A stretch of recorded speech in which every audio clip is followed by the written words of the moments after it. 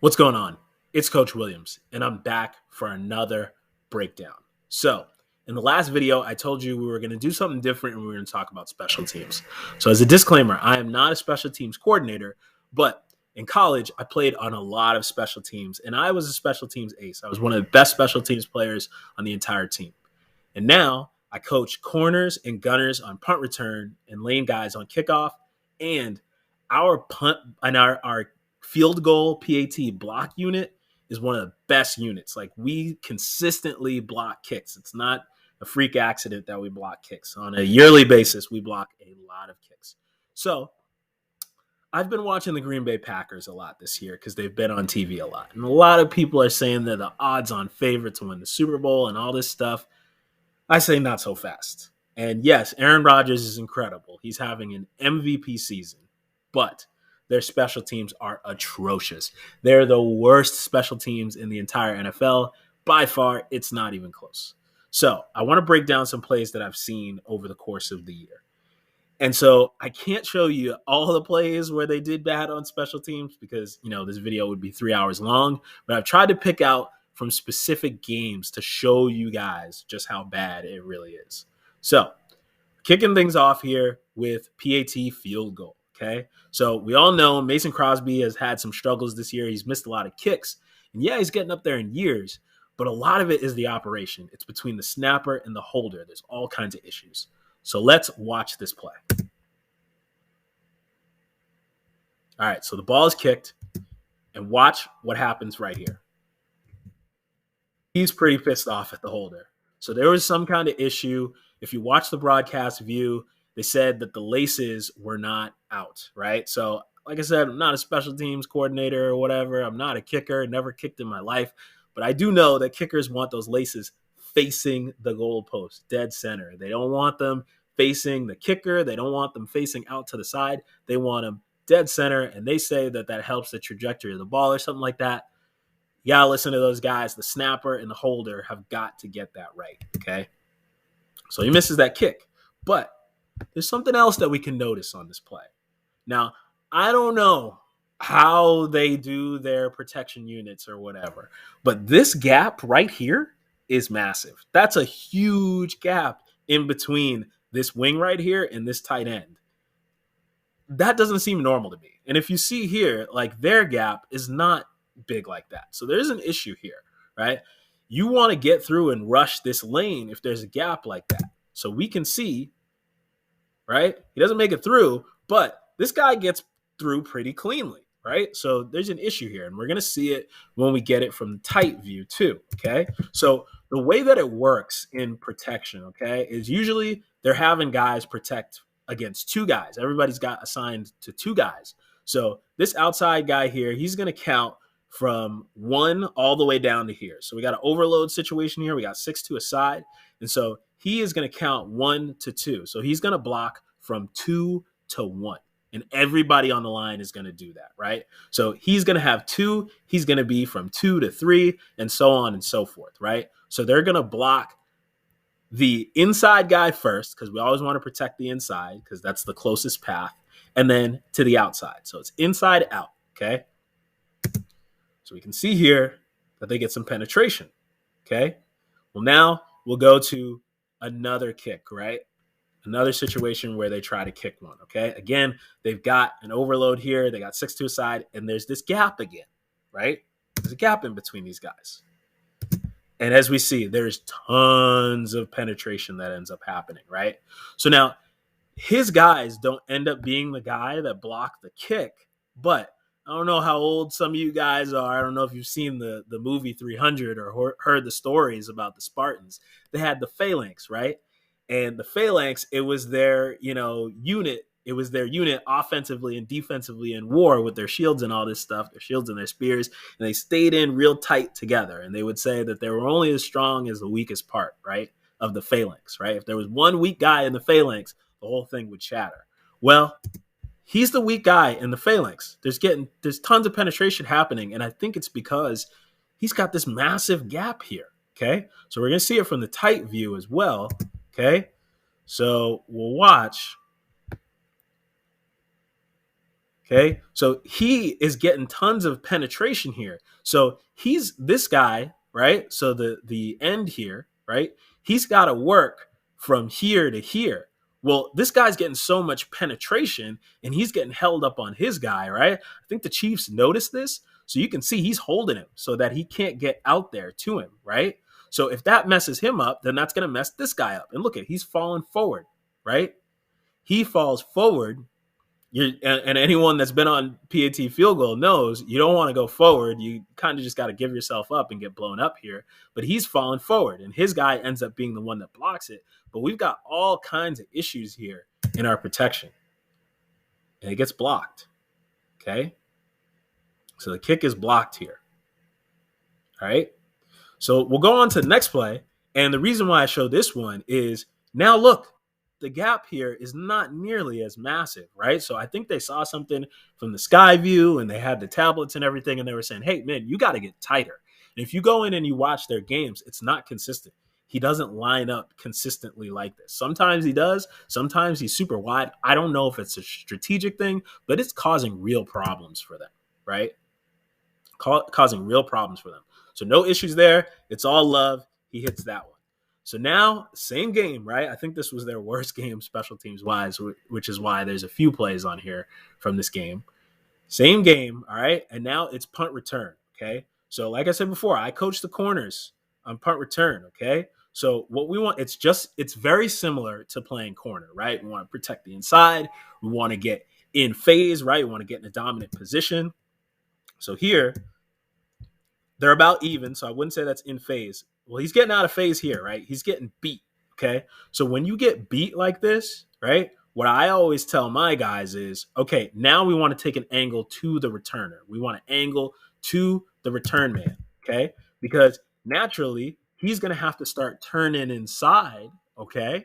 And when he turns inside, then you're going to be able to block him because he's going to have to slow down. You're going to be moving at a constant speed, and you're going to get in front of this returner and be able to block this guy. But he keeps aiming for the gunner, and then he starts to turn his back to him, right? So one guy messing up, another guy messing up. Amari Rodgers here. You know I love Amari Rodgers if you've been on my TikTok, but he has been awful as a punt returner. He's not fielding this punt here, right? So he lets it bounce, and he should fair catch this, right? There's all kinds of issues going on here. He should fair catch this, okay?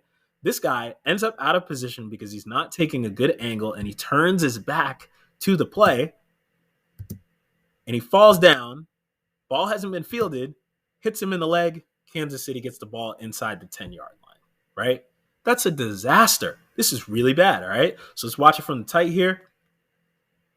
Okay, getting down the field, right? He's out of phase, not taking a good angle, turns his back here, right? Like you do that, you do this when the ball's already been caught, right? The ball's already been fielded, and this guy is trying to get upfield, and you're in a position where you can make a screen, like do a screen kind of thing or whatever, so that you don't get, a penalty because you can't block back anymore on special teams or whatever. You do that in that situation. You don't do this here when the ball, you don't know if the ball's been fielded. You're turning your back to the play and then fall over and let it hit you. Unacceptable. Just bad. Guys are not executing, okay? So now we move on to the Chicago game, a game that ended up being way closer than it needed to be because the Packers special teams was atrocious. So here we go. We'll watch this play, all right? So we can start back up, all right? They got a normal operation going here. We got 5 kicker 5, right? So 1, 2, 3, 4, 5 kicker. 1, 2, 3, 4, 5, right? And so we got our lane guys going. So this guy is screaming down the middle of the field, okay? So he points, right? Because he's seeing that the 2 double teams are about to happen, right? So I think what he's trying to say is that he wants to set up an exchange, okay? Because then you see he jumps outside, okay? Well, this guy didn't get the memo. So we got color chasing color. So we got 2 guys in the same area. Not good, okay? Now, if we look out here, right, looks like St. Brown is going to be a contain guy. And then anyone that's watched my videos, Kevin King, he's supposed to be the safety, all right? So, a little shaky there. But now we see this, right? So the job of the safety is to make this contain guy right? And since he's a contain guy, he's supposed to define this block, but he's not doing a good job of it. He stays outside for a little bit, then he jumps inside. But he's got to see that and say, okay, well, now since he is starting to go inside, I've got to take the outside half of this guy. Well, now we got two guys inside, they're sealed. What happens? Big return. Okay. Now St. Brown recovers, but look at the field position. They're going to get the ball at the 43-yard line. Unacceptable.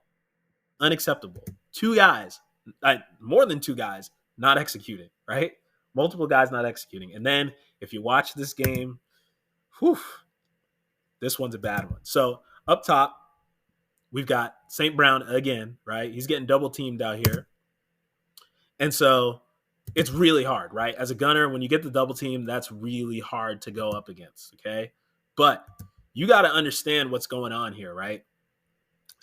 As a gunner, you're not supposed to be a contained guy. You're kind of just free, right? You're just going straight to the football. You are attacking the football. You want to put pressure on this return man, okay? Well, the return starts going this way, okay? And he's trying to chase. But as you can see, no one out here has got contained. And he's got to be able to notice that and recognize it, right? So if he just stays outside here and tries to get outside of this double team, instead of chasing the return from the backside, we would have somebody out here. But instead, he starts screaming through, and we got color on top of color. He knocks his own guy, creates a block for their team, and then look at this. Look at the wall that has been created. No contained guy out here. Good night. House call. Sideline going crazy. Touchdown against a team you have no business losing to. Team you have no business being in a competitive game with, okay? So let's watch it from the tight angle here, okay? I think this gunner does a really good job of attacking inside. He wins so hard inside. That's phenomenal, right? Then we've got great distribution, right? Great lane distribution. Look at all this, right? These guys are not color chasing color. But St. Brown has to understand that he did not win this rep and that we need somebody out here, right? You're free as a gunner, right? You are free as a gunner. So you got to understand that. Somebody's got to be outside here and not doing this, knocking our own guy to the ground, okay? Somebody's got to fix it. Look at this coach. He's going crazy over here. He's ready to party tonight. Touchdown. Not good enough. Guys aren't executing. So you might say, oh, well, that was earlier in the season. They could pick it up. Nah, this is from Sunday Night Football this week, right? We're still seeing the same problems. Minnesota is about to punt. So here they go. They get it off, okay? I couldn't get the all 22. I've got the broadcast view, but we've got Stokes right here, okay? What is he doing? He's not in phase. He's not in a dominant position. He's trying to chase, and he's blocking this guy, doesn't understand where he is in relationship to the returner, and knocks his guy into the returner. Now, the ref throws the flag here, but that's not a penalty. The refs end up having a conference, okay? And we'll see here. We'll see in a second here. Okay, so here he's coming from behind, doesn't understand where he is in relationship, but now he's looking back and can see. And he's got to make a decision here, right? Maybe you just back off. You got to do something different instead of pushing this guy right into your return man before he's even caught the ball, right? That's not a penalty. The refs pick up the flag. If this ball accidentally bounces off his head, that's a live football. What happens if the Vikings get on top of it, okay? So now, last clip, PAT field goal, been an issue. So like I said, for some reason, they didn't have the all 22 up, so I can't see what kind of alignment he has here. But it looks like it might be a little loose, right? Like he looks a lot tighter than he is, right? So I don't know. But we get in this situation. If we watch here, snap is a little bit bobbled, okay? He bobbles it a little bit, okay? And we'll see here. Look, bobbles. Snapper and the holder can't get on the same page again in week 17, right? And this is a duck of a snap. Look at this snap. Look at this snap. It's wobbling all over the place, right? A duck of a snap, right? So you're telling me this is the best team in the NFC? Like, think about it. Imagine in a playoff game where the margins are so thin, right? You're going up against Tom Brady. You're going up against Kyler Murray. You're going up against the Rams, right, with their explosive offense and all that stuff. And, you got a situation where you got to punt or something like that. Even at Lambeau, where the wind is crazy, right? You got to punt. And, the returner doesn't field the ball or something like that. Or one of the guys blocks it into the other guy and they get the ball on the 10-yard line. That's a total disaster. You got a game-winning kick. You're down by 1 point. Aaron Rodgers gets you into field goal range. The easy chip shot 35-yard field goal. You don't know if the snapper and the holder are gonna be on the same page, right? Like, there's just so many issues, so many problems. And to me, it tells you that Aaron Rodgers is the MVP of the league, man. Like, he is covering up for all their issues and all their problems. That Kansas City game, he didn't play. All the mistakes happen. What happened? They lose, right? Aaron Rodgers is the MVP of the league because he's covering up for how bad they are in other areas. If people want to talk about, LaFleur being coach of the year, I don't think you can be coach of the year if your special teams are the worst special teams in the entire league, because to me, special teams tells you two things. It tells you the toughness of your roster, right? From top to bottom. How tough are your guys? Maybe you have some guys that aren't as athletic as others, right? But, they got to play on special teams, right? And it tells you how disciplined your roster is from top to bottom, right? Can you just go out there and execute? Special teams doesn't need to be sexy, doesn't need to be phenomenal and great. You don't need to end up on the highlight reel. You just got to go out there and execute. And if you're not executing, that's a coaching problem, right? This is happening for 17 weeks straight that we're just seeing awful special teams from the Green Bay Packers. So I don't think he can be coach of the year with the special teams units like this. This is atrocious. It's awful. So those are my thoughts on the Green Bay Packers and their special teams units and whether or not they're the team to beat in the NFC. I don't think anyone is the team to beat in the NFC. I think it's all wide open, right? Anyone could win it all, okay? So that's my thoughts. That's how I feel about it. I could be wrong. Who knows? Maybe Aaron Rodgers has the most incredible playoff run we've ever seen before and leads this team through. And special teams issues don't end up being a problem or whatever, but I would not put my money on that. So we'll see. We'll see how it goes. The games will play themselves out. And as always, I will be back with more breakdowns. So, as always, it's Coach Williams, Ball Hawks. We fly. I'm out. Peace.